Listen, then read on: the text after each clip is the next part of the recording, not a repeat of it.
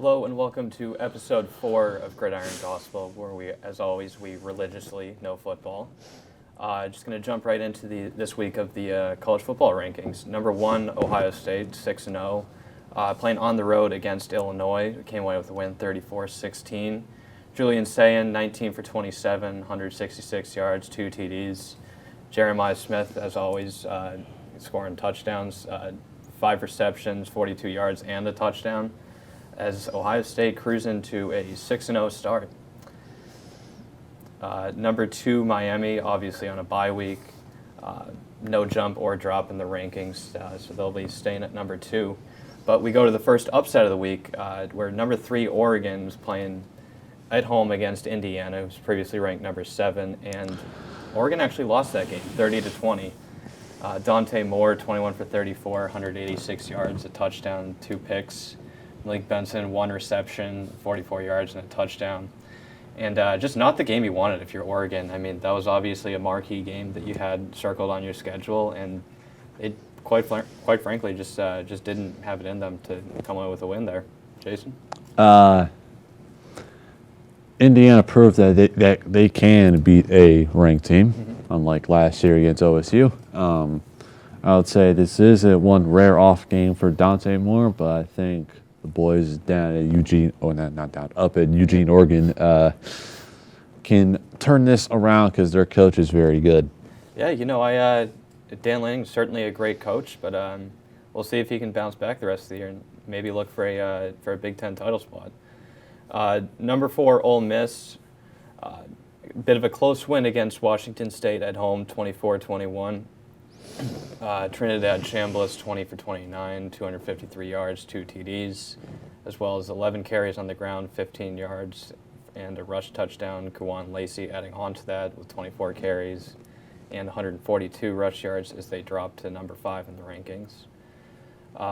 Jumping down to previously ranked number 5, Texas A&M.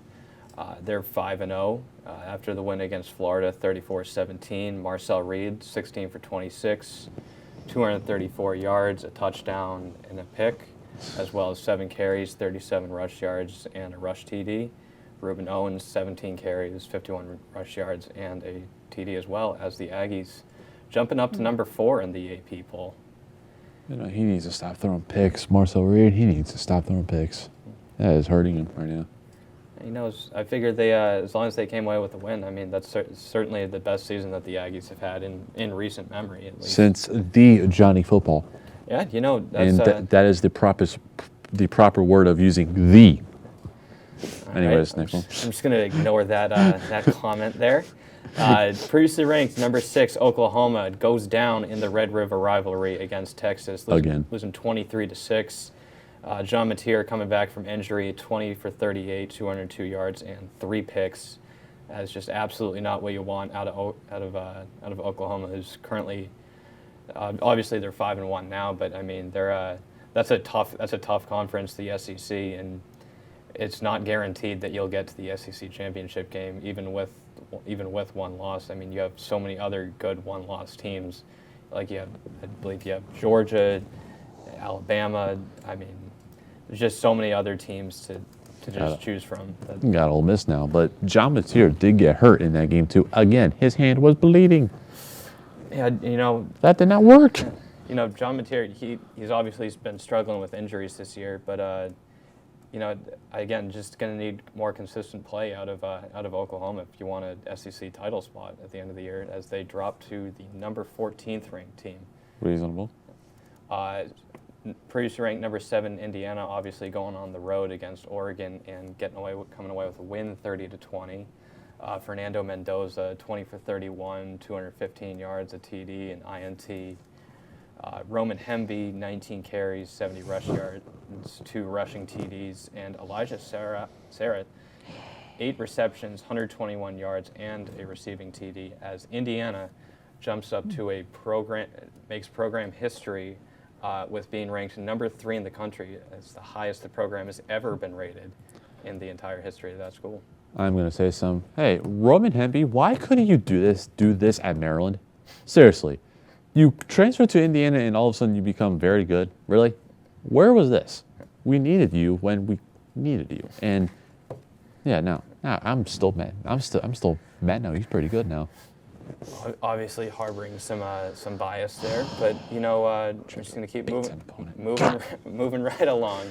As previously ranked number 8 Alabama, going on the road to Missouri, coming away with a bit of a close win, 27-24. Ty Simpson, 23 for 31, 200 yards and 3 TDs. That was a great game. As they jump up to the number 6 ranking, but. Do you have any concern if you're Alabama, especially with that close of a game on the road? No. No concern at all. Because I think they learned their lesson after Florida State. They learned their lesson after that. Ty Simpson is becoming one of the best QBs in the country, and it's proven he's very good. I was wrong about him. Missouri was driving at the end, though. I mean, they obviously had the interception I still like Bo to lose the game, but that's a tough fought game for Missouri. I'll absolutely give them that. Previously ranked number 9 Texas Tech, staying undefeated at 5-0, playing Kansas at home, came away with a dominant win, 42-17. Their quarterback Barron, 7 for 12, 91 yards and a touchdown. Cameron Dickey, 21 carries, 263 rush yards, 2 TDs. And Will Hammond, the backup quarterback, with 8 carries, 61 rush yards, and 2 rushing TDs as Texas Tech jumps up to the number 7th ranked team in the country. Who have they played that's ranked? I don't think they have played anybody that's ranked in the Big 12. I will answer that. They played at the time number 16 Utah. Okay, so they don't play another ranked opponent until BYU. Yeah, that'll certainly be and then finish off with a free win. Anyways, next question. All right, just going to move down to previously ranked number 20, Georgia. Or previously ranked number 10, Georgia. Sorry, my apologies. Playing on the road against Auburn. And they did come away with a win, 20-10.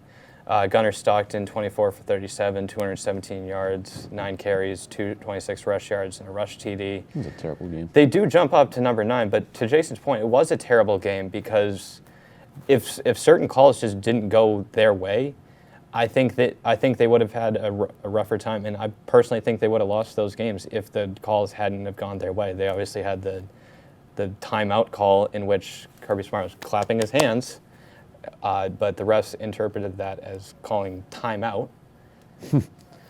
So obviously that call didn't go their way, and Auburn nearly had a score against them in the red zone as their quarterback jumped almost across the end zone, but they did rule that a fumble in Georgia's favor. So that's and again just too close of a win, especially for Georgia. For a team like Georgia, you should be able to blow everyone out too. That's the thing. Yeah, they should have come away with a better win there. Previously ranked number 11 LSU, playing South Carolina at home, coming away with the win, 20-10. Garrett Nussmeier, 20 for 33, 254 yards, 2 TDs, 2 picks. Trey'Dez Green, 8 receptions, 119 yards, and a touchdown as LSU moves into the top 10. And also the best player on their basketball team. Bet you didn't know that. Yeah. I don't actually think I did know that, no. Yeah, no, he joined like mid-season last year and then started going off. Really? Too bad LSU only had 3 conference wins. Yeah. All right, and speaking of the SEC, number 12 Tennessee, playing at home against Arkansas, come away with the win, 34-31. Joey Aguilar, 16 for 25, 221 yards and a touchdown. Deshaun Bishop, 14 carries, 146 rush yards and a TD, as the Volunteers jump up to number 11 in the college football poll. Joey football's scaring me. I'm not gonna lie. He's scaring me. Do you think they could? You think they can make a push for being inside the top 10 at any point? I hope so. I mean, Joey. Too close against Arkansas. I mean, look at Notre Dame. They blow them out the water at Arkansas, and then Tennessee's struggling against Arkansas at home. That'll certainly be a great game. But then Tennessee's ranked higher than Notre Dame. Yeah. How? Who is good and who is not? Yeah. Seriously. That's certainly just going to be a great game next week. Tennessee obviously going on the road to face number 6 Bama. Oh. Yeah, as well as Ole Miss going on the road to face. Bama's got that. Ole Miss going on the road to face Georgia. So 2 great games in the SEC right there. That's where game day's going. Yes, it is. Previously ranked number 13, Georgia Tech, beating Virginia Tech 35-20 at home. Haynes King, 20 for 24, 213 yards, a touchdown, as well as 14 carries, 60 rush yards, 2 rushing touchdowns. Malachi Hosley, 11 carries, 129 rush yards, and a rush TD, as Georgia Tech jumping up to number 12 in the college football poll. And if the season ended today, the Yellow Jackets are going to the CFP. But And going to lose by 40 in the first round. All right, certainly a bold prediction there. But previously ranked number 14, Missouri, goes down against Alabama at home. Bo Pribula, 16 for 28, 167 yards, 2 TDs, 2 picks. He had 11 carries for 61 yards and a TD, but just not enough as they dropped down to number 16 in the poll. I still believe in Bo. You know, That guy's going to carry them to the promised land. you think they can? You think they can maybe move their way back up to being in the top 12? It's going to be hard. Yeah. Very hard. Especially in that conference. They can win the rest of their games, they're making it. If they lose one, no. All right, and we do have previously ranked number 15 Michigan going on the road against USC My favorite game. and losing 31-13. Bryce Underwood, 15 for 24, 207 yards, 2 TDs, and a pick. Awful.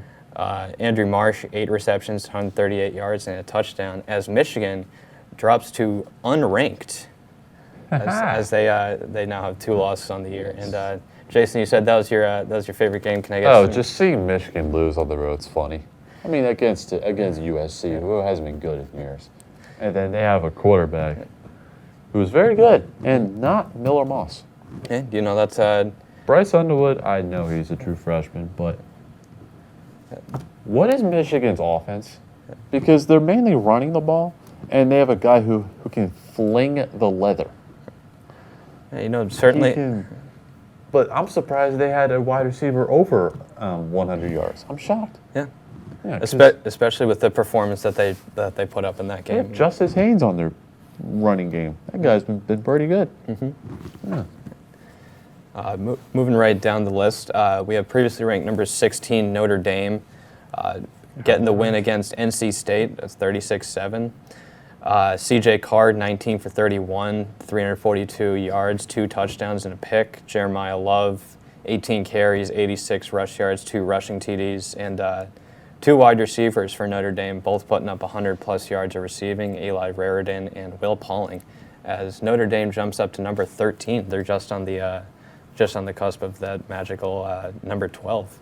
That would send them to the CFP. Yeah, the Notre Dame making the playoff is going to be the equivalent to North Carolina making the tournament of, like, how did they make it in? Because I remember the social media uproar of UNC should not be in March Madness, and the same thing with Notre Dame should not be in the playoff. It's the equivalent, and you people watching, I hope you agree with me.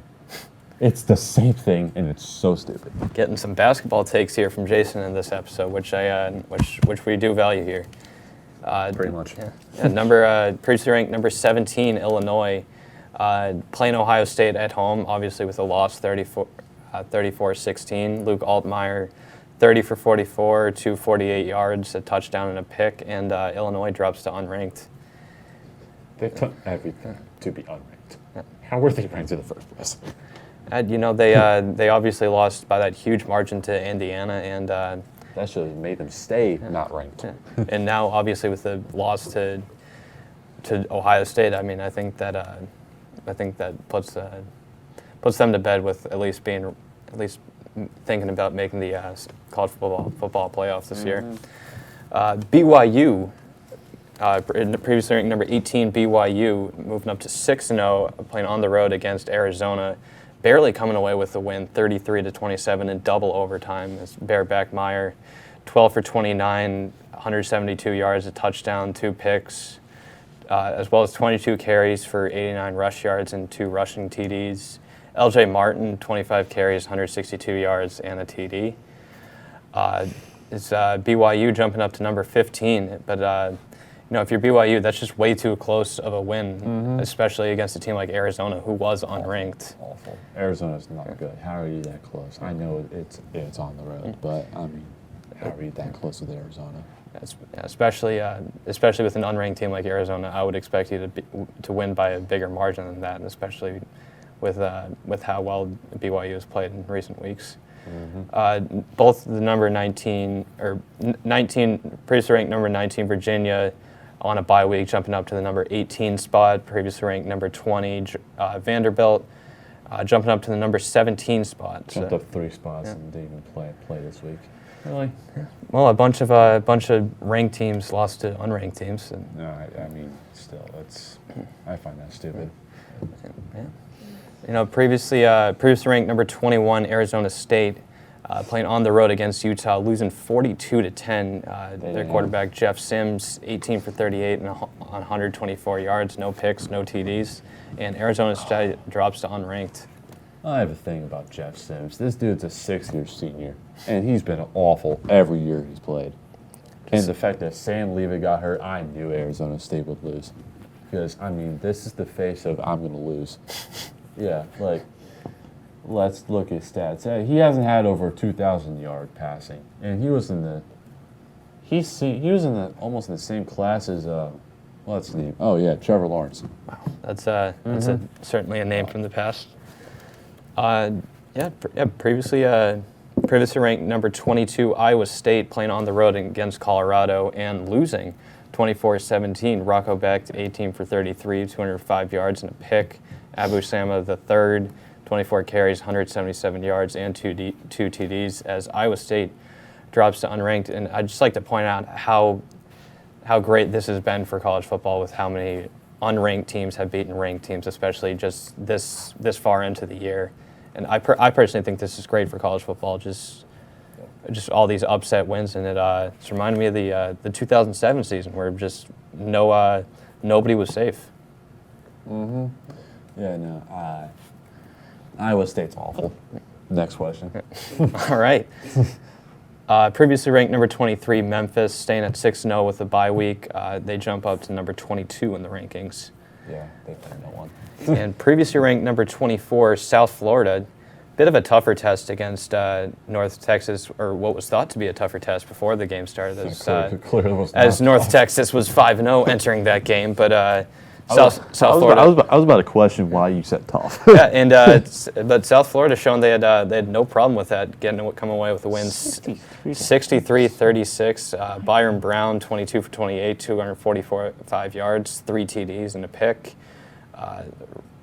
Also, 21 carries, 82 rush yards, and 2 rushing TDs. Jeremiah Koger, 4 receptions, 94 yards, and 2 TDs, as South Florida jumping up to number 19 in the rankings. Put up 63 points and only move up 5 spots. That's crazy. All right, and finally, for the final unranked team, previously ranked number 25 Florida State, moving down to 3-3 as they lose at home to Pittsburgh. That's shocking. Thomas Castellanos, 16 for 23, 245 yards, 3 TDs. In Mekhi Danzy, 7 receptions, 133 yards, and 2 TDs. And Florida State drops to being unranked. They're gonna stay there for a while. Also, just some other notable unranked teams. You obviously have Penn State, who just lost at home to Northwestern, and just a bunch of news with Penn State this week. Their quarterback Drew Aller out for the year with an unfortunate injury, as well as the firing of their head coach in James Franklin. And 5 years too late, anyways. Yeah, certainly some mixed opinions there with Penn State. He obviously did take them to the CFB. Orange Bowl. Yeah, he took him to the Orange Bowl. Technically won a playoff game, but even if it was at home to SMU, but Boise State too as well. Yeah. But no one. Yeah, another unranked team is, like I was just mentioning, North Texas. They're 5-1, and their only loss is to a ranked team. I personally think that should be taken into a little bit of account, but neither here nor there. Illinois, also among one of the better unranked teams in my opinion. They're 5-2. Their only losses are to Ohio State, which is at home, and Indiana, who is currently ranked number 3. Nebraska. Overrated. Yeah. Nebraska is technically ranked this week. I believe they're the number 25th ranked team in the nation, with their only loss being to Michigan. Shipping against Maryland too. Yeah. Terrible defense. As well as UNLV, who is currently 6-0. The QB is absolutely slinging. Virginia transfer. I can't even say his name. He's pretty good. All right. Well, I mean, again, another team that's 6-0, Navy. They're 6-0. They're 4-0 in conference play, which is better than both number 22 Memphis and number 19 South Florida. So again, that should absolutely be taken into account. That wing T offense is looking pretty good. Yeah, you know, it just shows you Love the wing T. the wing T actually can work. Only in real life, not on NCAA, because I don't know how to make that work. I've been trying, I still can't make it work. All right. And final unranked team would be James Madison, 5-1. Their only loss to Louisville. And with all these upsets this past week, it does certainly raise a couple of questions I have. So with Oregon losing, how does this impact Ohio State and Indiana's season? I understand Ohio State and Indiana don't play another ranked team for the rest of the year, but would this open a door for either team to maybe be able to lose a game as we go on in this season and still have a case to, I don't know, make the Big Ten championship game? All right, so we're looking at the Big Ten championship game, and you're talking about Oregon loss. It does not really impact Ohio State and Indiana's season because those two don't play each other. Mm-hmm. Theoretically, they could just win out and just go to the Big Ten championship game. But yet again, I don't think there is a single door for UCLA or Michigan. Yeah, because UCLA already they're 2-1. Michigan is where? 2-1. Yeah. So yeah, both, I mean, both 2-1 in conference play. UCLA obviously having that win against Penn State. I will say Indiana. They don't play a single ranked team. They play Michigan State, UCLA, Maryland, Penn State, Wisconsin, Purdue. They can win all of these games. Yeah, you know, unless Penn State finally wakes up and realize that they are championship contenders. And we're looking at Ohio State here, Wisconsin, Penn State, Purdue, UCLA, Rutgers, Michigan. I'm going to throw out a hypothetical here. If Ohio State loses to Michigan, Indiana wins out. And you know, that's the deal with that Who's Michigan. second? And that's the deal with that Michigan game with Ohio State. I think just especially in recent years, that game has gotten in their heads way too much. Do you think USC and Oregon can replace the number 2, or if Michigan wins out? I mean, we will answer that question here right now. I think if there was any team that would be considered, let's say, I don't know, Oregon is probably the best one-loss team in the Big Ten Conference, considering their strength and their loss, which is to currently ranked number 3 Indiana. And yet again, you also have to put in account they also beat number 3 Penn State too. This is true on the road. Yes, on the road, and they also lost at home, so that kind of like offsets. Yeah. But yet again, like I said with Michigan, they play Washington, Michigan State, Purdue, Northwestern, and Maryland. They can win all of these games and then beat Ohio State. Do you think that puts them at number 2? But yet again, do they overflip USC and Oregon? Right now, USC has the tiebreaker over Michigan because obviously Michigan lost so USC did win that. I think that would be a great win for Michigan if they were to beat Ohio State. See, USC schedule is Notre Dame. That's not even a conference game. Number 25, Nebraska. I don't know if they'll be ranked then. Northwestern, Iowa, at Oregon, UCLA. I'm saying if they can beat Oregon, that they'll get in. But yet again, this is yet again a hypothetical if Ohio State loses. Yep. Well, I mean, it's certainly a case that could be, especially just with how Ohio State has played against Michigan in recent years. I wouldn't say it's going to open the door for UCLA or Michigan. It's going to open the door for Oregon to get back into the top 2 of the Big Ten. I would agree with that. Yeah, because UCLA I think is out of it. Now, the next question I have is, what ranked teams are currently on the chopping block when it comes to making the selections for the 12-team CFP? Like, if the season were to end today, who are your first 4 teams out? First 4 teams out, I'm saying Notre Dame, Georgia Tech. I'm gonna explain I'm gonna explain all of the teams here shortly. Tennessee is one of them. Oklahoma is too, actually. Okay. So for Georgia Tech, I say that because, granted, they played Georgia final game of the year. That could settle them being in the college football playoff or not. Granted, they also played at Duke, home against Syracuse, at NC State, at Boston College, home against Pitt.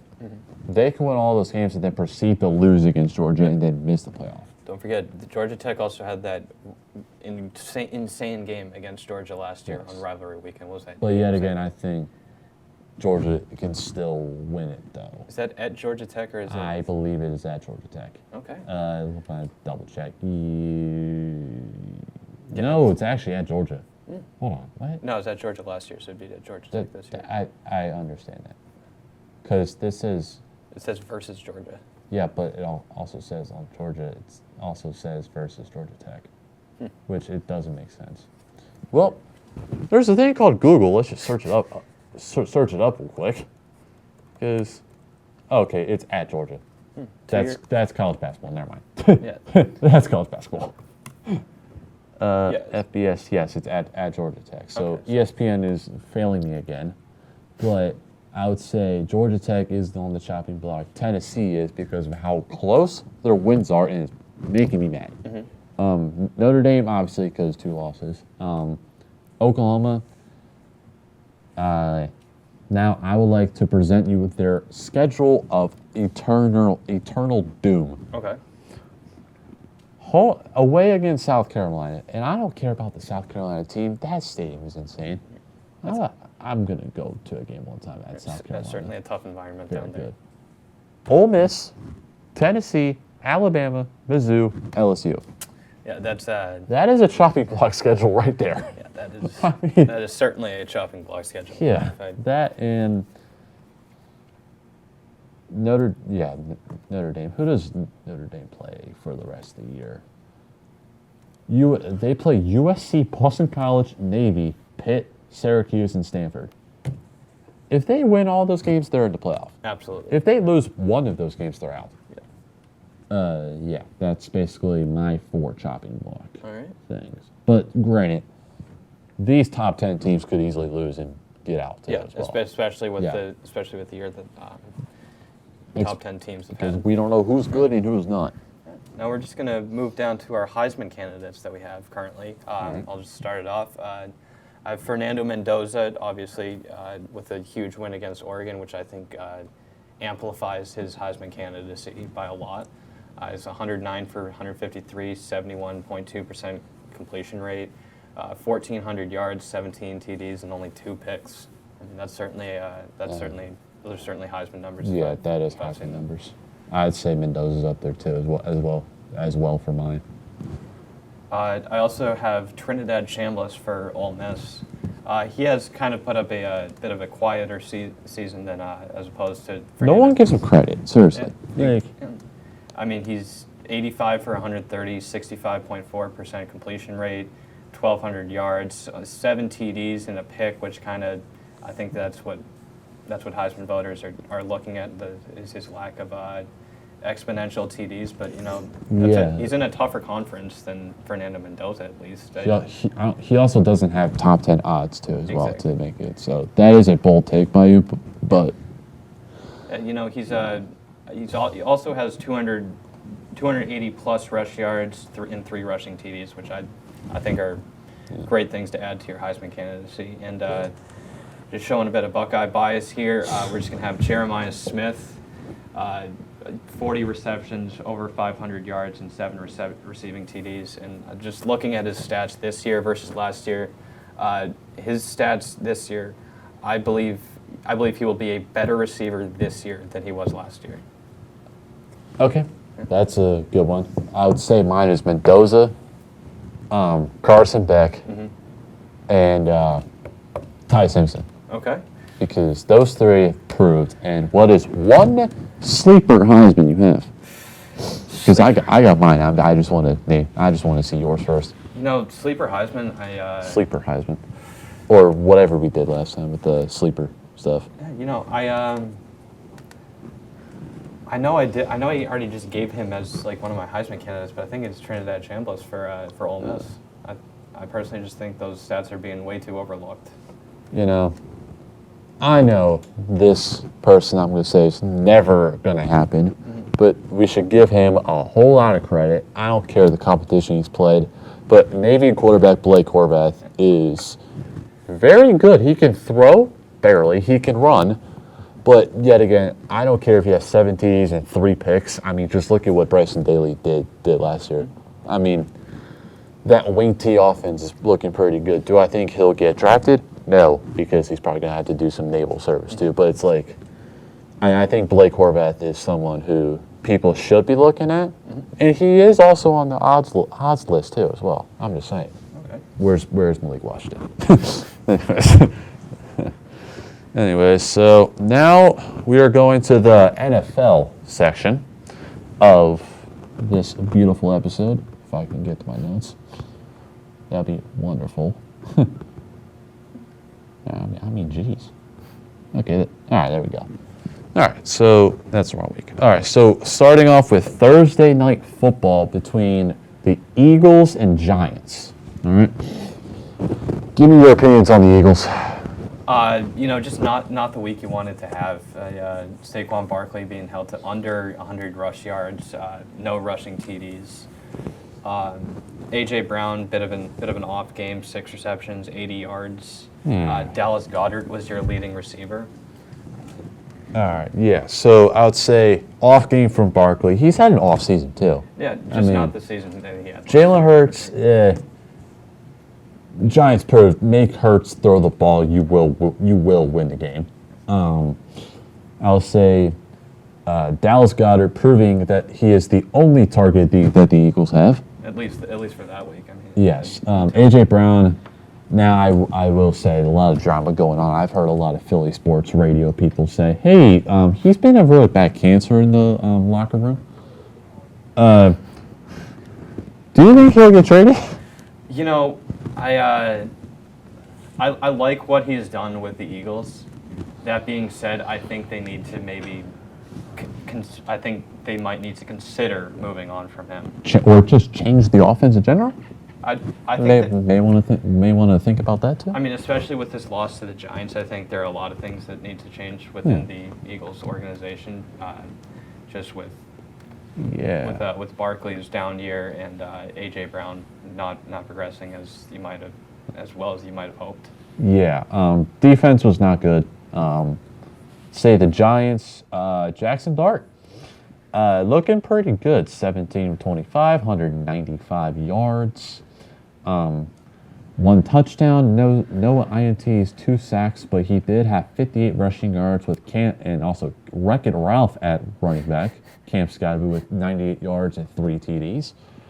I would say that is a great 1-2 combo, I would say. You think that duo will last about more than 5 years? I hope so. Cam Skadby is certainly he's a running back known for being hard-hitting, if you will. Too hard-hitting. Yeah.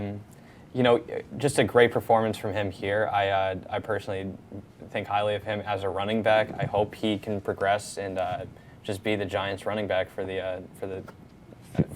at least a couple more years before he has multiple concussions. Yeah, hopefully the concussions can stay away from him, but with the way he runs, I don't think that's possible.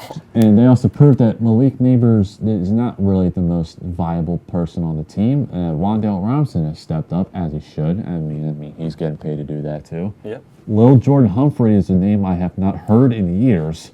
4 receptions for 55 yards. Saints legend, by the way. Theo Johnson, 2 catches, and that's basically all what the Giants did. 3 sacks on the day. Giants win 34-17. And the Giants play the Broncos on the road, and the Eagles the week after that. Why did schedules do that? That's so dumb. And then the Eagles play. I'll get back to that. Nothing's Yep. Now for the London game. No, that wasn't the one. Or yeah, Huh? sorry, I thought you were going to another game. No, I'm going to there. For the London game, that was quite possibly the best time I could sleep over a game. Yeah, that game. That game was atrocious. And I was thinking about trading Justin Fields in fantasy. Not anymore. Thank God he's 9 for 17, 45 yards. Yeah, 9 for 17, 45 yards, negative 10 net yards. He also had the same amount of sacks as he did completions. He had more loss of yards from sacks than he did yards. That is atrocious. His QBR was 9. Yeah. In case you're wondering how many pass yards the New York Jets had in that game, I'll give it to you. Negative 10. Yes, like I said, negative 10 net yards that's not the first time that Justin Fields has done that too. I bet you knew that. Breece Hall. 22 carries, 59 yards, and they really didn't need a lot of carries because clearly their offense couldn't move at all. I mean, leading receivers, Josh Reynolds with 25 yards. Garrett Wilson, 3 receptions for 13 yards, and as there is a clip out there of him arguing with Aaron Glenn. Clearly, you need to free Garrett Wilson. That was an atrocious game. And it's bad, I'm starting with the home team instead of the away team, because that is awful. Defense was, they did their job at least. They didn't give up 40 points. No, they'd give up 13. What are your opinions on the Jets for the rest of the season? Do you think they will win a game? Do you think they'll, based on their current condition of the institution that they're at? I don't think they'll go the whole season without winning a game. I understand the right now it's not looking great. You're 0-6, which again, terrible way to start a season. But I think they could manage to be maybe a 2-3 win team. But I don't think it's as bad as being I don't think they're going to go 0-17 for sure. All right, that is a fair point. Yeah. For the Denver Broncos, 19 for 30 for Bo Nix himself, 174 yards, 1 touchdown, 1 sack. QBR was awful again, but then again, a lot of people don't even look at that. J.K. Dobbins, 14 carries, 40 yards. Clear as day, nobody could move the ball at all. Evan Ingram led the team in receiving for 5 receptions, 42 yards. Nate Adkins, I think that's how you say his name, with 1 touchdown. Any Nate Atkins fans out there? Nick Bonito with the sack yet again. Give him respect. Good Lord, they had 9 sacks that game. Yeah, Jeez. Again, give me your opinions on the state of the Denver Broncos right now. Do you think they will?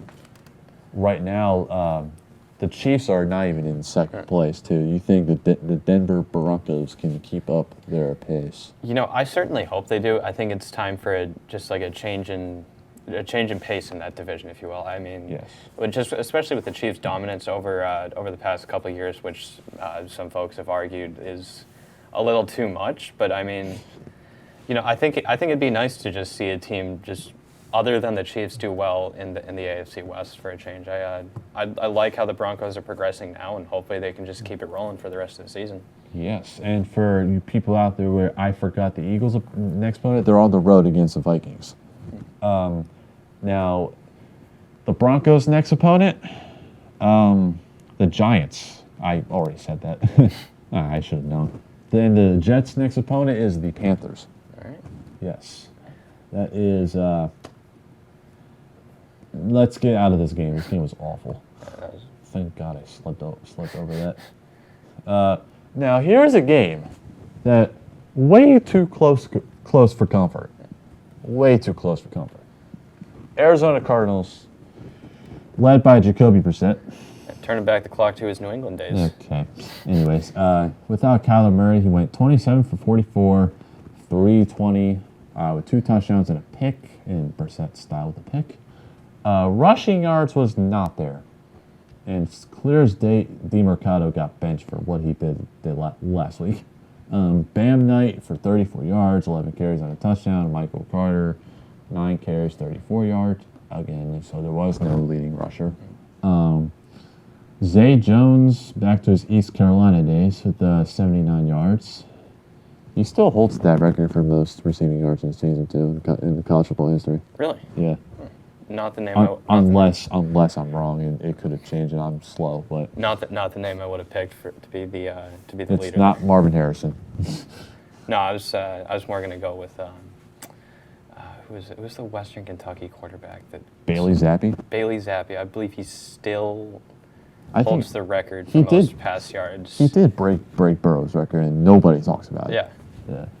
But speaking of Marv Harrison, 2 targets for 2 receptions for 32 yards. Feed him the ball. I mean, you're calling him a bust. Like, feed him the ball.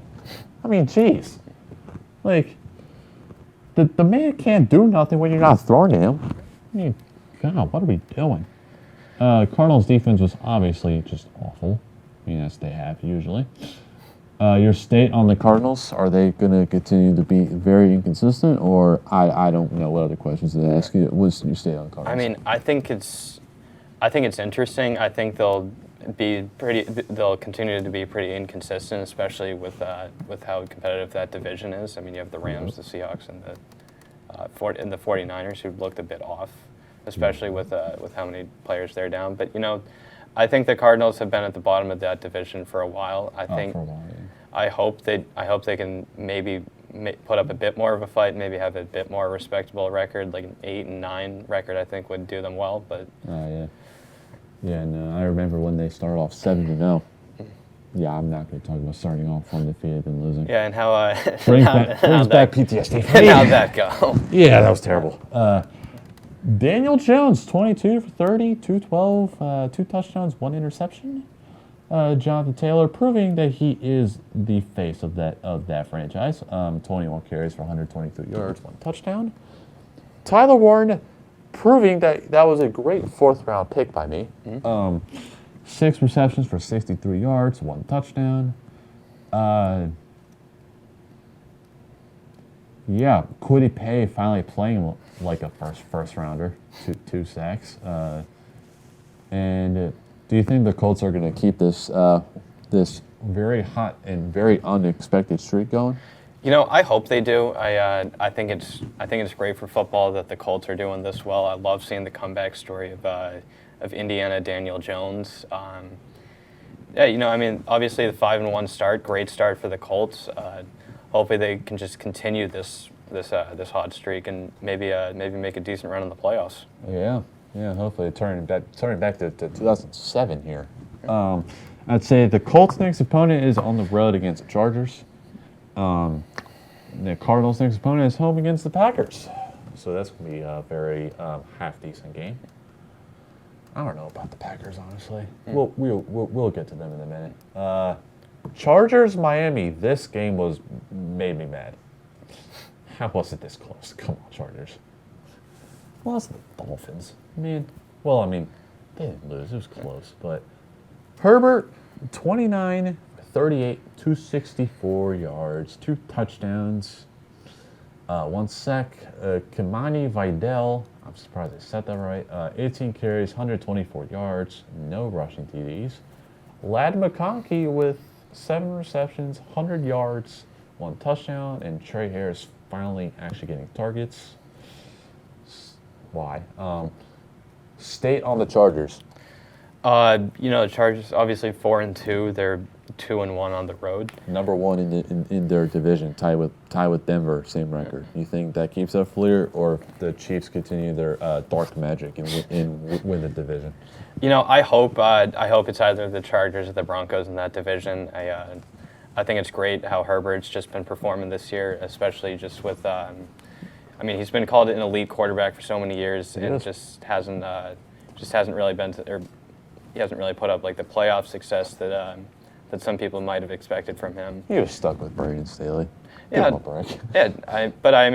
love to see him. I love to see him progressing. Love to see him doing well, and hopefully they can just continue this for the rest of the season. Yeah. Now for Miami, Tua for 21, 32 for 32, 205 yards, 1 touchdown, 3 picks. That's not good. Jalen Waddle had a pass and it was completed. Can you believe that? For 8 yards. Yes, for 8 yards. He has a higher rating than Tua. I just had to put it out there. I'm sorry. Devon Achane, 16 carries for 128 yards, 2 touchdowns. Jalen Waddle, proving Tyreek Hill is never needed. 6 receptions for 95 yards. You know, what I said was a stretch. 0 touchdowns. Darren Waller officially retiring from the rap game and coming back to the league for a touchdown. How do you feel? Oh, wait, I think Jalen Waddle also had a tackle as well. Thoughts? So there were rumors around that Devon Achane is on the trade block. How do you feel about that? You know, And Jalen Waddle too. I personally think it would just be best for them just to get out of Miami because they're in shambles right now. I mean, they're 1-5. Tua Tagovailoa, as sad as it is to admit, especially with his injury history, I just don't think He's retired. I just don't think he's the franchise quarterback that the Dolphins have been looking for. I think this is it's definitely just the season to tank and start thinking about rebuilding. Maybe. They had this whole thing of tank for Tua, and they got Tua, just wasn't the first pick. They were the 5th pick, but I mean, it just hasn't turned out the way that they hoped. Yeah, and that's what happens with left-handed QBs in the league. They don't really. The last good one I know is Michael Vick. That's it. And to tell you the truth, this isn't on Tua. Like, this isn't Tua's fault. He's a young quarterback being thrown into a league. Obviously, he has like that huge injury history. He has multiple concussions. Yeah. It just sad to see as he's such an elite quarterback in college with Alabama. Yeah, he was very good. It's just awful to see great talent just being with Miami with that terrible head coach there. Yeah. So the Chargers' next opponent is the Colts, obviously. The Dolphins on the road against, the Browns. Raise your hand at home if you're going to watch that game. Not me. My hand is down. New England and New Orleans. I'm just going to let you. Yeah, let me just take this. Go ahead. Let me just take this over. Yep. Drake May, what a game from him. I mean, 3 touchdowns, no picks, however many yards he threw for. I mean, obviously this was a game against a team like the Saints, but you know it actually proved really well for them. The defense held pretty strong. They barely. Yeah. I would say they barely held on. Spencer Rattler, yet again, proving my point every single week. He's not a bad quarterback. He's just on a terrible team. You know, I think a lot of quarterbacks can make that argument. Mm-hmm. Drake May looking like that was not a bust and looking better than that Mac Jones pick. 18 for 26, 261 yards, 3 touchdowns, and oh my God. I mean, what is up with the Patriots in the running game? Please tell me. You know, it's certainly being figured out, but I just want to talk about the receiving game that New England had that game. I mean, you had Kayshon Boutte, 5 receptions, 93 yards, 2 TDs. Demario Pop Douglas, as he's referred to in New England as, 3 receptions, 71 yards, and a touchdown. Just a great game all around for New England as they move to 4-2, and also the division lead for the first time since 2021. So put the word back out there that the New England Patriots are back up again. They're back on top, indeed. I would say they should give Travion Henderson some more reps. That would help his development out pretty good. Spencer Rattler, 20 for 26, 227. Kamara needs to be traded. Chris Olave, pretty good game with 6 receptions for 98 yards. Rashid Shaheed, 4 receptions, 28 yards. All right, Saints, how do you feel? Who should be traded out of there? I mean, definitely Kamara should be looked at as a trade piece there. Olave, I mean, he's another player that's just had a ton of injury history, so you might not get as much market value for him. But I do think he's another piece that should be looked at on the trade block.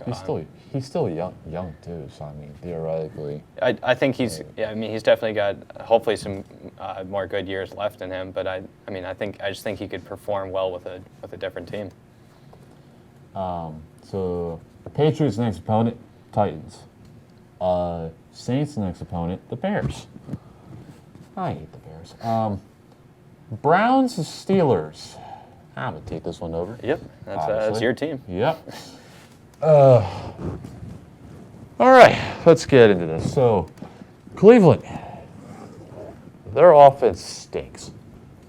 Dylan Gabriel, 29 for 52. I've never seen a rookie QB throw for 52 times. 221 yards. That's awful. Steelers defense did their job, like I said in my free time the past week. We need to stop Quinshon Judkins. We eventually did.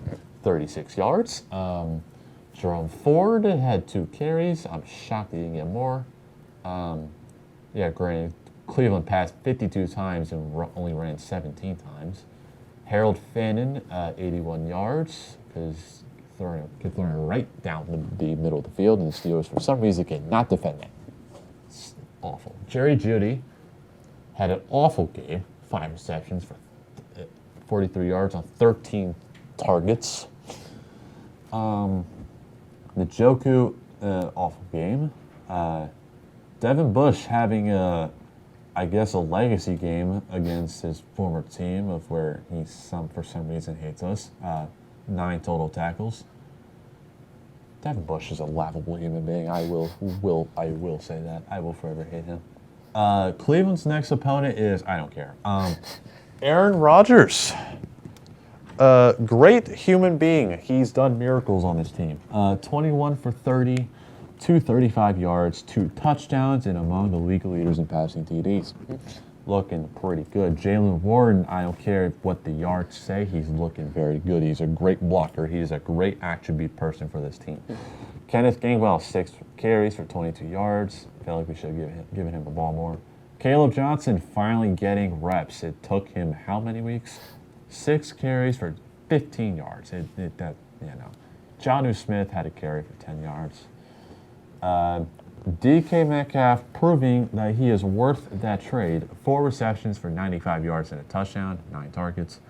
And then, did you see the beginning of the game of where they set up a beautiful play action pass? They faked it. It was a beautiful Rodgers motion. He rolled out right, and Darnell Washington's wide open. I took off for 36 yards. I did see that. Beautiful. That was awesome to see.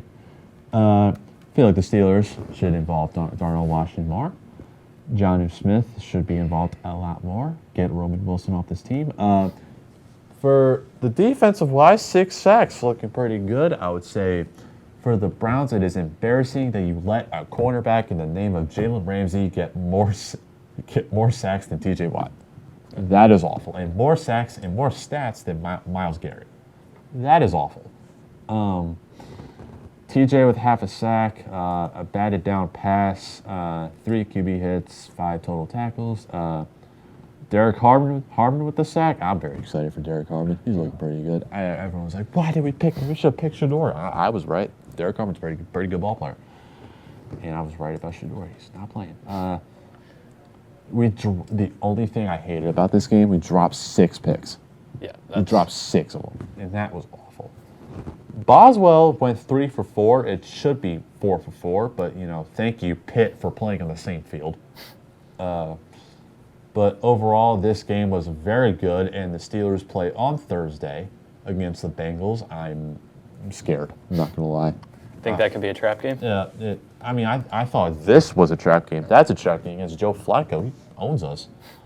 But I'd say the Browns' next opponent, if I really have to say, is the Dolphins. Steelers obviously played the Bengals, but you know what?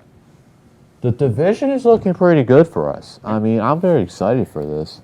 Except Lamar's coming back, and I'm scared of Lamar because he does very good things.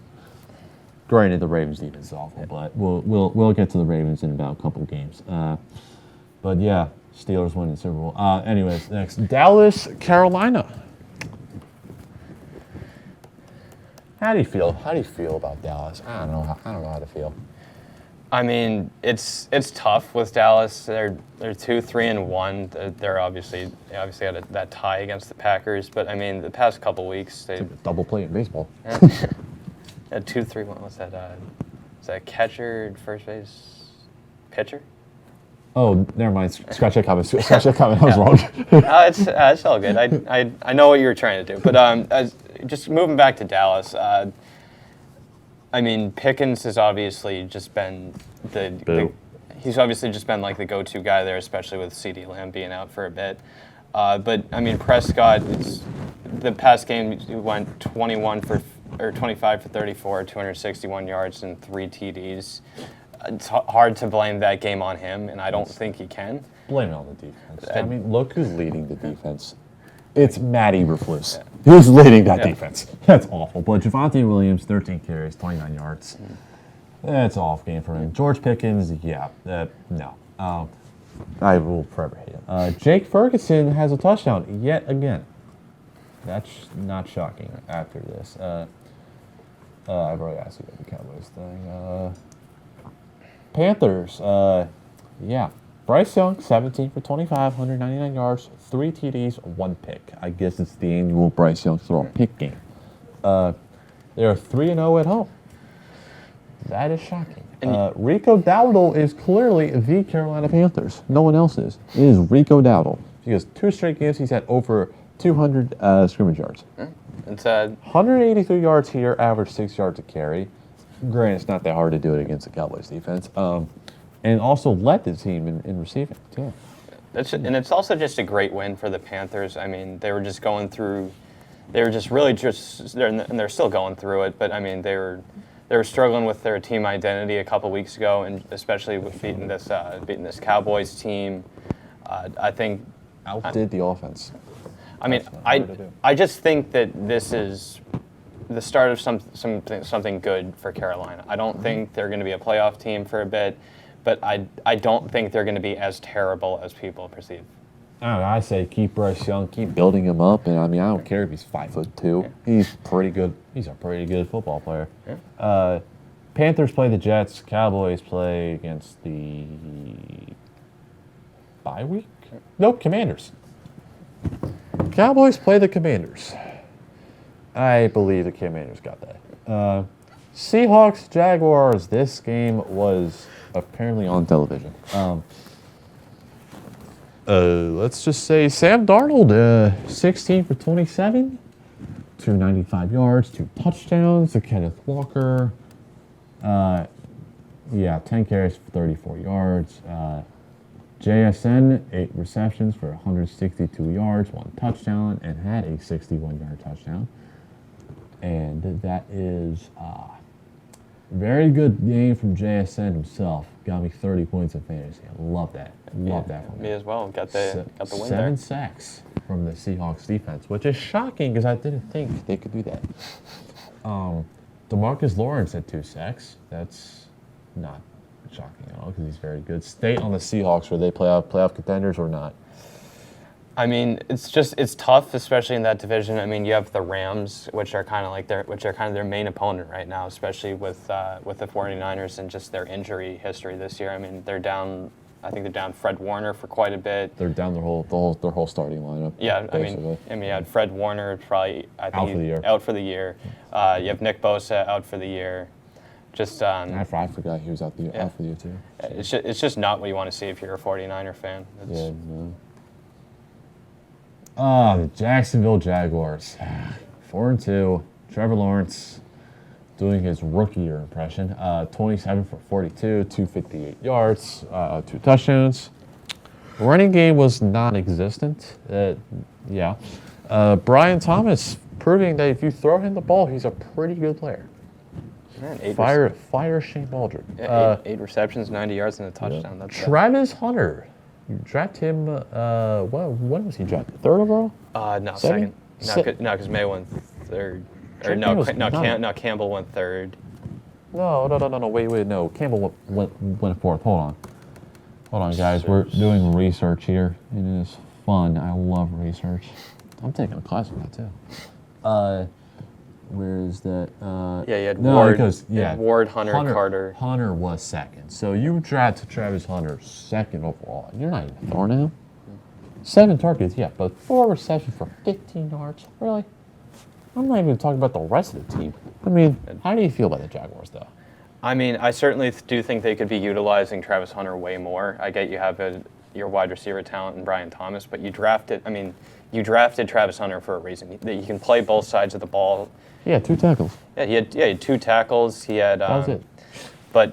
But he only had. I mean, he was targeted 7 times. He caught the ball 4 of those and had 15 yards on the day, with his longest being 14. Doing his Myles Garrett impression, not showing up. No, but I mean, like, you can see that this team needs to be utilizing their franchise pick a lot more. Like, I will say that reference was needed, but that they should be using him a lot more. It's depressing out there. Rams Ravens. This game was fun to watch because my God, I did not see that. Wow. Okay, I thought he had more passing yards than that. We'll get to that in a minute. Oh, yeah, that's why they benched him. Matt Stafford, 17 for 26, 181 yards, 1 touchdown. Kyron Williams, 13 carries for 50 yards and 1 touchdown. So everyone, Rams fans out there, can stop saying trade him. Tyler Higbee, 40 yards, 4 receptions, 1 touchdown. Devontae Adams has been forgettable out there. 4 receptions for 39 yards. Speaking of that, let's check his stats. And, 396 yards. Okay, that isn't that bad. Bit of an off game for Puka Nacua as well. Only he was hurt too. That's the thing. Yeah, he was hurt. 3 targets. Yeah, 3 targets. He was hurt most of the game. It wasn't an off game. It was just he was just injured. Yeah. Nice fact check there. Yeah. Yet again, it could be a fact check. I could also be wrong. I don't know. But Ravens, this is the funniest thing I've ever seen, and it makes me giggle. Cooper Rush, 11 for 19 for 72 yards. He was that bad he got benched, I think. For Tyler Huntley, who is on his 14,000th stint with the Ravens, 10 for 15, 68 yards. Derrick Henry finally showed up in the game. Doing his thing with 24 carries, 122 yards. Zay Flowers, 6 receptions for 46 yards. Justice Hill proving that, how is he still on that team? Okay. I'm surprised he didn't get caught. And yeah, notable Pro Bowl QB Tyler Huntley got also sacked 4 times. DeAndre Hopkins, 2 receptions, 3 fumbles, lost 2 of them. Defense actually showed up for a little bit of this game, and it's quite impressive for me. I will say, what are your thoughts on the Ravens with Lamar and Roquan Smith coming back after their bye week? I think that's just going to be much needed for them. Lamar is just a huge piece of that team's identity, and that's obviously just how they play. They play well when he's there as their starting quarterback. So I think that's it's just going to be certainly something to watch out for. Yes. But I hope the Ravens bounce back a little bit more. Mm-hmm. I'm obviously just going to keep my distance because we obviously have a Steelers fan here. So hopefully they don't do too well. Yeah. No, they better keep losing. Rams play the Jaguars in London, if anyone cares. Ravens are obviously playing the bye week. They'll probably lose that too. Yeah, I know. It's shocking. The Steelers won the bye week and the Ravens are going to lose the bye week. That is crazy to me. I would say the Tennessee and Raiders. This game was apparently scheduled. Wow. Okay. Cam Ward, 26 for 38 for 222 yards, 1 touchdown, 1 pick. His QBR is apparently 13. Wow. Apparently almost had almost bad of a game as Justin Fields, apparently. Tony Pollard, 10 carries, 34 yards. Van Jefferson couldn't do this on the Steelers, but 4 receptions for 75 yards. No touchdown. And the only touchdown to the Titans was to David Martin Robinson, who had the great stat line of 1 reception, 1 yard, 1 target. That is crazy to me. And Tyler Lockett had 1 reception, 3 targets, 0 yards. That is awesome. And Cam Ward fumbled twice. Okay. Oh, yeah, also, Titans also fired Brian Callahan, as they should have. Geno Smith, yet again, how much you want to bet he threw a pick? Oh, wait, he did. He probably threw a pick at the segment. I keep making that joke. I need to stop. Geno Smith, 17 for 23, 174 yards, 1 touchdown, 1 pick. Ashton Genty needs help badly. 23 carries for 75 yards, 1 touchdown. Trey Tucker could be a piece at the deadline that could be traded. Yep. I will say that for that. 5 receptions, 70 yards. Michael Mayer, filling in for Brock Bowers. 5 receptions, 50 yards, 1 touchdown, and we don't care about the rest. So what are your thoughts on the Titans and the Raiders? With the Titans, you can't blame Cam Ward for any of this. He's obviously just thrown into a horrible situation in Tennessee, obviously with their head coach being fired. And honestly, just not too many targets just to throw to. I mean, I get Van Jefferson had a great game. But you have Calvin Ridley, who's supposed to be one of the best receivers on that team. He had 1 catch for 18 yards. Just absolutely not what you want to see. And as for the Raiders, I mean, Genty, obviously, you drafted him to have games like these where he 6 overall. Yeah, he obviously drafted 6 overall, but I mean, he can receive and he can run. I mean, he had a bit of an off game here, but again, you can't blame Genty for his lack of production here when the offensive line just has shown absolutely no signs of improvement from last year. Titans' next opponent, obviously, is the Patriots, and the Raiders is on the road against the Chiefs. I was wrong about the Chiefs being last place. The Raiders are. I was wrong. I was indeed wrong about that. All right. I would say the next game is the Bengals and Packers. This game made me smile a little bit. Joe Flacco, 29 for 45, 219, 2 touchdowns. Okay, my computer about that too. I'd say Chase Brown, 9 carries, 42 yards. Jamar Chase, 10 receptions, 94 yards, 1 touchdown. T. Higgins, 62 yards. Defense obviously did not show up. That is the epitome of Bengals. Thoughts on the Bengals? Just a tough start to the season, obviously, with Burrow being down until probably December. Jamar Chase, he's definitely struggling with progressing this year, at least early on. He's starting to show little signs of life here. Obviously, 10 receptions, 94 yards, and a touchdown.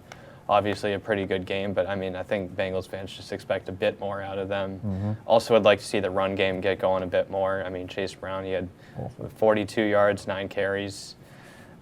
Jamar Chase, obviously one of those leading rushers. He had -3 rush yards, but you said leading rusher. He had -3. well, he's in the top 3 of players that rushed. They only rushed 3 people. That's the thing.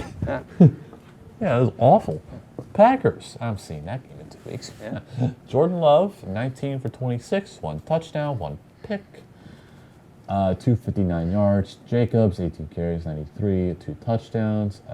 Matthew Golden led the team in receiving, 3 receptions, 86 yards. That's what a first-round pick should do. You like the Packers? I do. I hope they keep progressing. I think that would be a great matchup. Just moving down further in the year when they play the Lions. I think that'll be a great divisional matchup, and hopefully they can just keep on progressing. Yep. Packers' next opponent is the Cardinals, and the Bengals' next opponent is obviously the Steelers. Please, I hope we win so bad. That would be so funny. All right, Tampa Bay, San Francisco. Mac Jones had 347 yards passing. 27 for 39, 2 picks. McCaffrey did not show up this game, 17 carries for 54 yards, 1 touchdown. Kendrick Bourne, for all your Kendrick Bourne fantasy owners, you're welcome for picking him up. 5 receptions for 142 yards. Jake Tonjes, proving that he is the next George Kittle. I'm sarcastic. 6 receptions for 58 yards. Apparently, DeMarcus Robinson's still playing in the league. Did not know that. Michael Williams with a sack. I mean, that's what a first-round pick should do. And Mr. MVP himself, Baker Mayfield, 17 for 23, 256 yards, 2 touchdowns. And he is doing this with nobody. I mean, Ibuka got hurt. Take him out of the equation. He's got Cameron Johnson, Tez Johnson, and Sterling Shepard. you know, I mean, he obviously has some great wide receiver talent. Obviously with Ibuka being down, that's not going to help you there. Mike Evans just not. Mike Evans hurt. Godwin's hurt too again. Yeah, obviously you have your main targets down, but I mean, at the end of the day, you're still 5-1. So you're finding some reason to just keep winning, and I'd say just keep going with that formula, especially. And I believe they're leading the NFC right now, right? They're the number 1 team in the league. Yeah, number 1 team in the league. Yeah. So I mean, if it ain't broke, don't fix it. Oh yeah, no. Baker Mayfield for MVP. I will say that. I don't care about no Patrick Mahomes. It will be Baker Mayfield. All right, so the Buccaneers' next opponent is on the road against the Lions. If Baker can win that, I think he should win MVP. 49ers, I think, oh yes, they're Sunday night against the Falcons. What a barn burner of a game. All right, well, I mean, if I can get to the next one, that'll be wonderful. Kansas City and Detroit. This game was unwatchable for me. Because, it was lagging at the time, but Jared Goff, 23 for 29, 203, 2 touchdowns. And Jahmyr Gibbs and Montgomery had a very off game, very shocking to me. It's probably the first time in a while that both of them have not scored a touchdown in a game. Mm-hmm. For a long time, actually. Jameson Williams, I'm not going to say that number. He had 66 yards, 1 touchdown. You can look at the stats yourself. I'm not going to say that number, but Laporta, 55 yards, 1 touchdown. Lions. You like them? Super Bowl contenders or no? I think it's kidding about the Super Bowl. I think it's a bit difficult to call the Lions Super Bowl contenders. I think they'll make a deep run in the playoffs. I think they might make another trip back to the NFC Championship. As you can tell, I was kidding about the Super Bowl contenders. I think that's a little difficult, especially with the franchise's history with Super Bowls. But I hope they make a decent playoff run. Hopefully they can maybe make another trip back to the NFC Championship game at least. Yep. Patty Mahomes had a actually very, very good game. 22 for 30, 257, 3 touchdowns. Pacheco, 12 carries for 51 yards. Mahomes with the rushing touchdown. Kelsey led the team again with 78 yards. Juju, Mr. Flopper himself. If y'all saw that fight after the game, that was funny as anything. Thank God Juju's off the Steelers, but. Now Brian Branch is suspended for a game, but Juju's not. How does that make sense? But Chiefs go on a 3-3.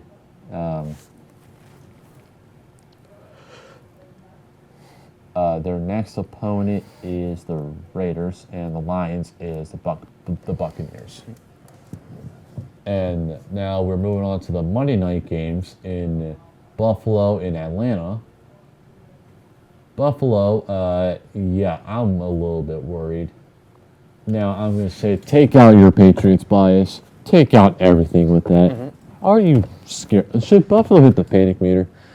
I mean, I think it's a little bit too early in the season for them to be hitting the panic meter. Obviously, Josh Allen, bit of an off game here with 2 picks, only 180 yards, 2 touchdowns.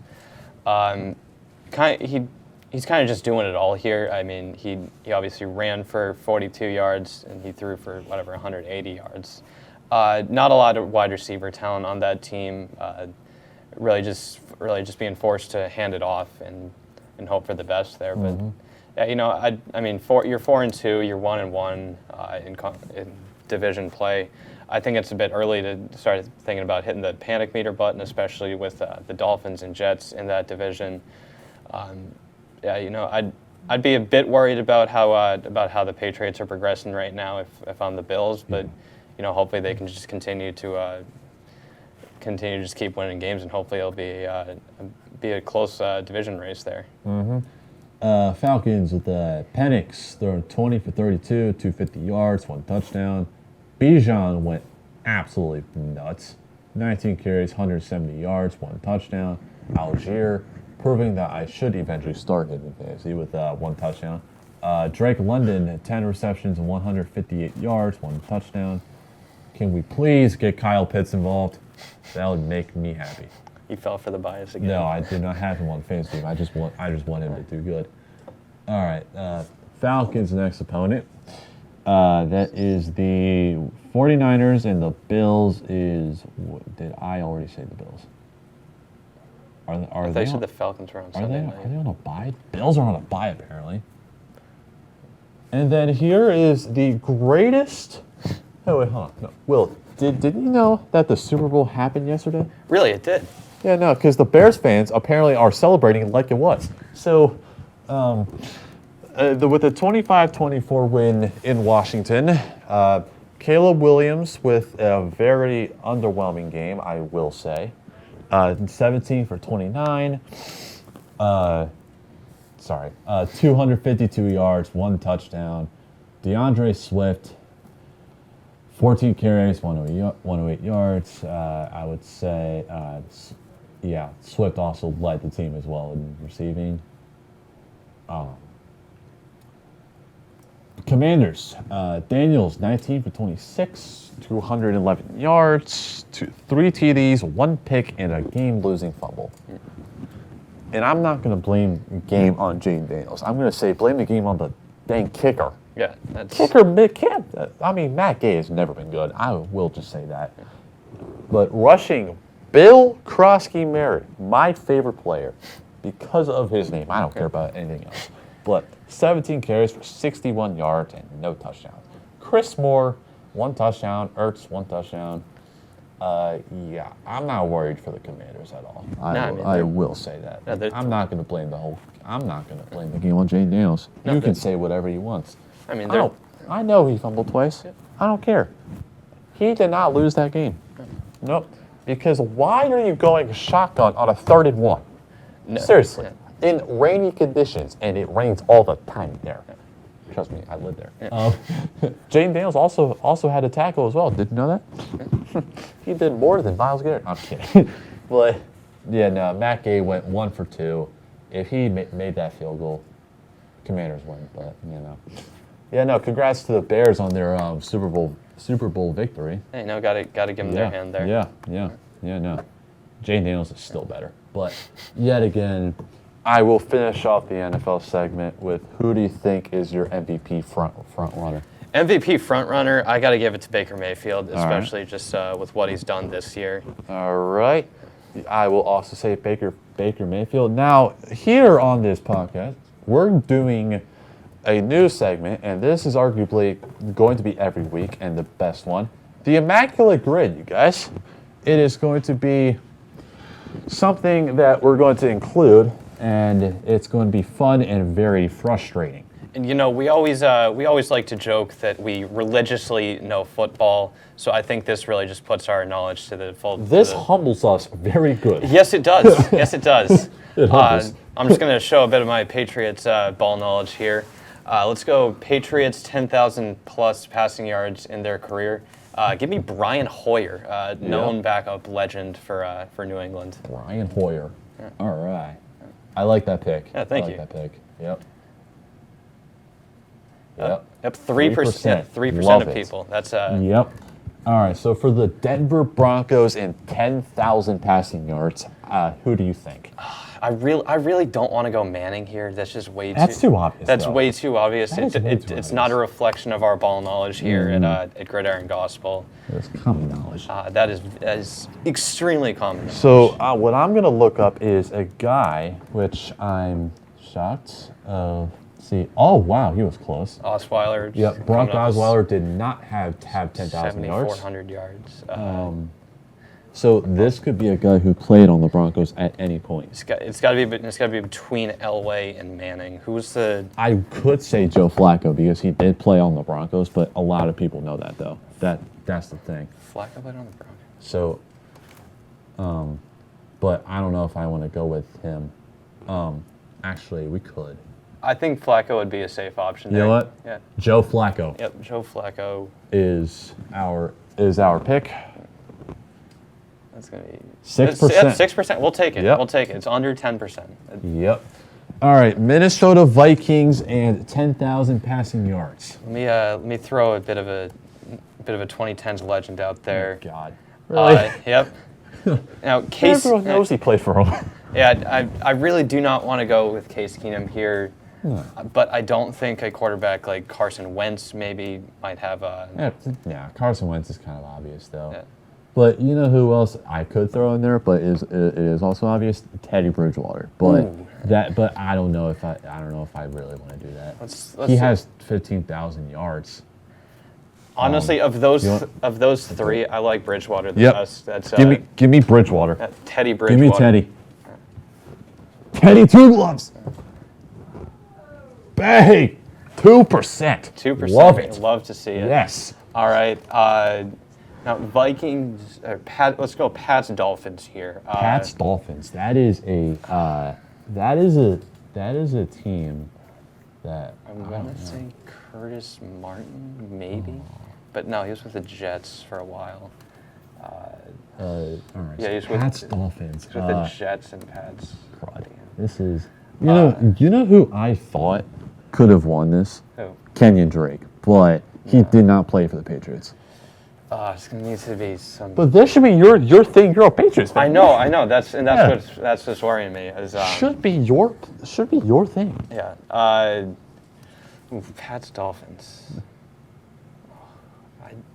I really can't. I can't think of one off the top of my head. This is hard. Yeah, it is. It's yeah, I got humbled real quick.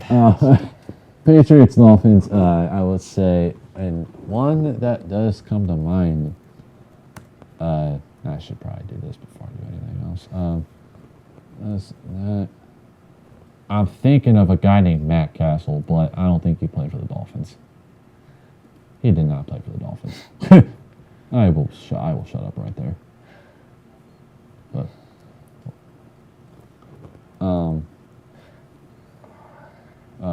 I forgot. Throw in Junior Seau. Junior Seau. Yeah, he did play for the Pats towards the tail end of his career. Pats, for Pats Dolphins. Junior Seau, Patriots Dolphins. Yeah. Let's see if we can we can throw him in there. Yep. Yeah. What percent? Oh, let's just check this real quick. It is 8%. All right. Nice. Nice. Showcase I like a bit it. of ball knowledge there. I like it. Yes. Broncos Dolphins. That's Broncos Dolphins. I don't like this. Yeah. Broncos Dolphins. Wait, hold on. I have a player. Hold on. Who do we play? I'm double checking real quick. I have No Sean Moreno. Ooh, that is. I will spell it Know. No Sean Moreno. It's Knowshon Moreno. Broncos Dolphins. Broncos Dolphins. Down, yeah. No, yeah, down, the top one. No shot. Let's go. All right. All right. Vikings Dolphins. Vikings Dolphins. Ah, God. Really? I don't like this. I don't like the Dolphins. Vikings Dolphins. Crud. Who played for the Dolphins? That's my big question. Hang on. I forgot. Wait, hold on. Give me Yeah, you give your player, then I'll give mine. Right. See which one's better. All right. Yeah. I'm gonna go with kind of a well-known quarterback name. I'm gonna go Dante Culpepper. Dante Culpepper. All right. Who do you have? I did think of Cam Akers, but he did not play for the Dolphins. All right. Throw in Dante Culpepper for Vikings Dolphins. You sure that's not obvious? That's gonna be pretty obvious. Yeah. Daunte. I feel like there's better options out there. Yeah. Yeah, 31%. That's we're not going to be perfect all the time. We had a bit of a struggle pick there. Yeah. Let's go Vikings Lions. I don't like the Dolphins. Well, we're moving on from them. So that's, Thank God. They scare me. Yeah. Even in real life, too. Yeah. Lions, Vikings. Now, see, what I can do is I can say this player real quick, but you know what? Let me double check real quick. Because I actually have one for the Pats Lions. Jamie Collins. I have one too. Matt Castle. Jamie Collins is.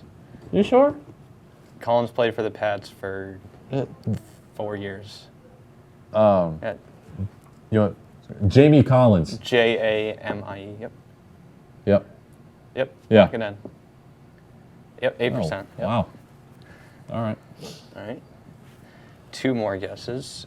We have the Broncos and the Lions. Broncos and Lions. I don't know. Didn't Brandon Marshall?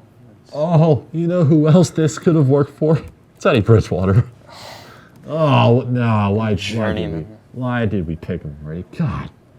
Actually, that was kind of a pull for the Vikings in 10,000. Did he play for the Lions? No, he did not. Oh God, he's not that player too.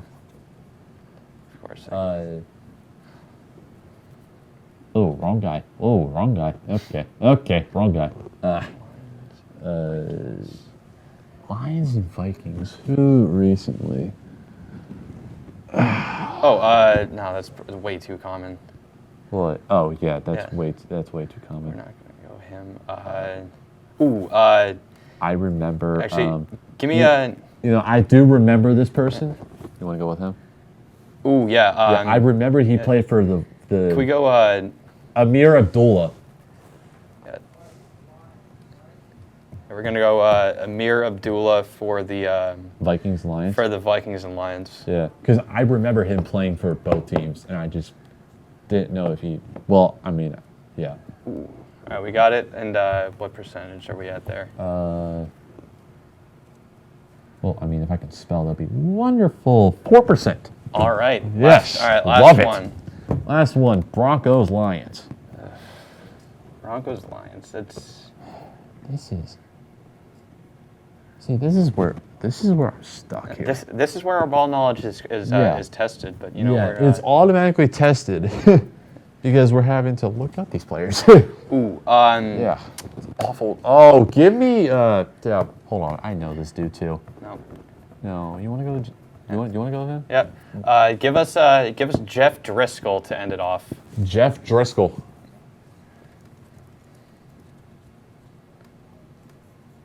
And a rarity 3%. score of 68. Yes. You know, we are capable of more here at Gridiron Gospel, Yes, but we are. you know, that's why we have next week to look forward to. Yeah. So thank you. Yeah. You not want to do this one? Or No. okay. All right. Yeah. Thank you. Exactly. Yeah. Thank you to Duquesne TV for always broadcasting this, and we'll see you next week. Thank you very much. Thank you.